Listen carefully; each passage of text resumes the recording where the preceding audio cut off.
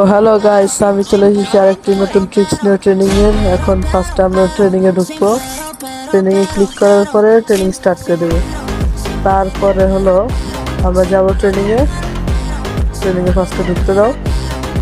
তারপরে ঢুকার পরে তোমরা যাবে হলো কুইক সেটিং এ।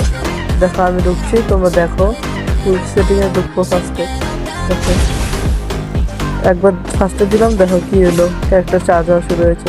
এখন দেখো আমি কুইক সেটিং এ ঢুকলাম, পরে এখন বন্ধ অফ আছে অন করে দিলাম, এখন রিচার্জ হয়ে গেল ক্যারেক্টারটা। এখন দেখো আমি একবার দিলাম, আবার রিচার্জ হয়ে গেল, আবার দিলাম রিচার্জ হলো, আবার দিলাম রিচার্জ হলো।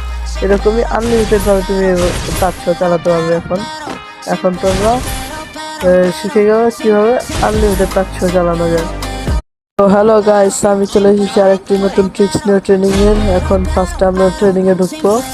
ট্রেনিং এ ক্লিক করার পরে ট্রেনিং স্টার্ট করে দেবো। তারপরে হলো আমরা যাবো ট্রেনিং এ ফার্স্টে ঢুকতে দাও। তারপরে ঢুকার পরে তোমরা যাবে হলো কুইক সেটিং এ। দেখো আমি ঢুকছি, তোমরা দেখো কুইক সেটিং এ ঢুকবো ফার্স্টে।